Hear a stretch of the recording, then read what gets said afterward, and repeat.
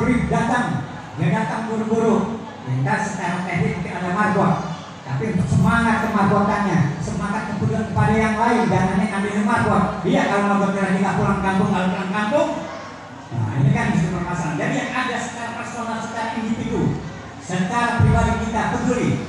Dan nyalakan itu mati, nyalakan itu lampu, dan nyalakan itu lampu, maka masuk kategori sebagaimana Rasul tegaskan, man asroja sirojan fil masjid tastaghfiru lahu lam tadril malaikatu tastaghfiru lahu madama dekat fil masjid. Siapa orang yang peduli kepada keterangan masjid, dia ceklekkan itu masjid karena masuk waktu maghrib, isya dan subuh. Bikodi ya dulu si ini seukuran layaknya ini masjid kira-kira berapa watt, berapa lampu, 12 watt, 14 watt. Jangan kadang-kadang di rumah begitu megahnya, terang, begitu terangnya ini masjid pakai 5 watt. Bikodi ya dulu si ini sekiranya nih pantasnya nih masjid begitu gedenya, masjid begitu megahnya, masalah 5 watt kan begitu. Inilah tajil malaikat, kata Rasul, terus menerus tastaghfirullah, mohon ampun tuh malaikat kepada Allah untuk ampunan kepada orang yang nyekrekin lampu madama dekat waktu mati, selama lampu itu menyala, itu yang nyekrekin doang. Ya yang malah kadang-kadang itu bisa, apalagi yang beli. Ini jangan gua kalau begitu gua nyekekin aja lah. Jangan apa-apa orang kan pengennya banyak, ya kan, pengennya untung di lempangan barang aja, ini borong di peran berkat aja, pengennya double di lempangan itu yang hanya nyekrekin doang Pak, apalagi yang beli. Kalau ukurannya pengen terang dulu masjid, terang dulu masjid, kurang apa itu?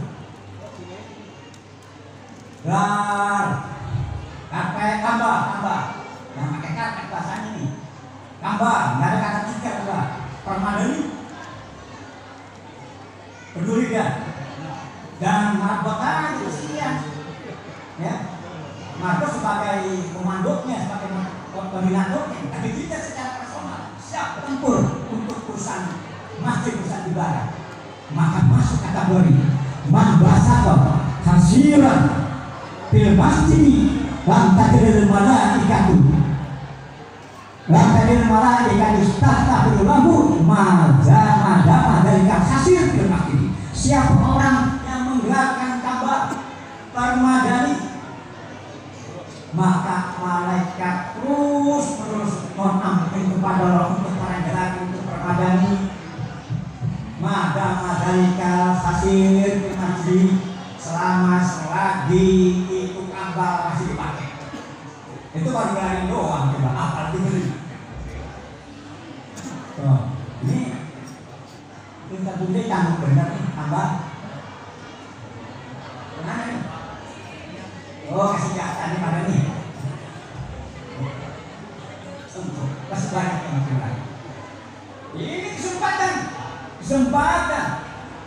kesempatan sekali lagi. Kesempatan. Karena rumah, jadikan rumah. Kan kita kalau rumah pengennya bersih, rapi, ya kan, terang, adem, AC juga dilari-lari, sekali lagi, lambalnya, ya kan, untuk kita tidurnya, itu buat pribadi, apalagi itu masih buat baik dan buat kamu namanya untuk ibadah. Ini kita mengingat pada diri kita. Saya bukan tidak bisa ngomong, mengakomodasi pendidikan apa itu peduli kerapiannya, keserbannya, yang kotornya, ya, sampah, debu, kemudian itu kita kalau di Arab diminta tuh yang berkenan sana. Itu para anak bapak itu pembersih, kita macam ini, semua orang rapi-rapi. Baru kita taruh langsung dirapi. Ada satu, nggak ada satu itu yang namanya itu biji-bijian. Kenapa? Man akhraja qadratan minal masjid atau fil masjid akhrajallahu min aqdamil qulub.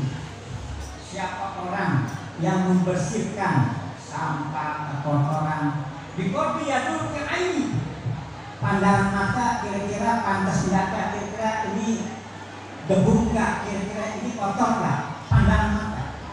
Dan ciuman kita ini masih tadi baunya sempet apa gimana? Tuh. Sampai seperti itu. Maka akhrajallahu min aqdamil qulub, maka Allah akan membersihkan aqdam yang gede-gedenya dosa-dosa. Itu Allah itu Pak, katakan hum ahlullah, keluarganya Allah. Karena Allah telah menyatakan, telah mengikrarkan bahwa orang itu sebagai keluarga Allah. Luar biasa. Apapun Allah berikan keberkahan, apapun Allah berikan keberkahan. Maka dari itu Nabi lagi cerita kepada sahabat, nanti di padang mahsyar di yaumul qiyamah ada sekelompok golongan orang yang diprioritaskan oleh Allah, diberikan prioritas oleh Allah. Umumnya orang berdesakan, kenapa dari umat Nabi Muhammad, dari umat Nabi Adam sampai umat Nabi tuntak berdesakan, berdesakan. Ya jangan kita Pak mengajar lagi. Ini saya semoga sampai semua kita bisa nanti ngomongin surga. Kita nih kalau mau nyentuh yang namanya hajat aswad, mau nyentuh aja. Apalagi saya, kalau ini nambang Pak kita, nambang. Ya begitu kan? Sudah kecil kan? Nambang. Jadi bukan yang dekat. Kayak ombak di bawah. Itu baru selebar itu udah nambah. Apalagi dikumpulin, ya dari umat Nabi Adam sampai umat Nabi Muhammad SAW. Umat yang besar. Pergantian andai kata di dunia mati gua, dan senapas cuma di akhirat saya mati. Permasalahan kan dunia orang nyesat orang, nggak bisa nafas. Tapi Allah berikan melarang, Allah berikan melarang. Yang lain umumnya tenggelam. Ya tunas rabbil alamin hatta yatiba ahaduhum fi rasih.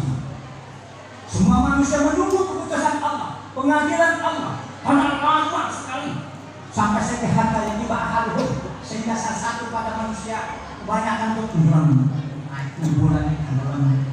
timbulan fi rasih, di dalam keringatnya. Kenapa?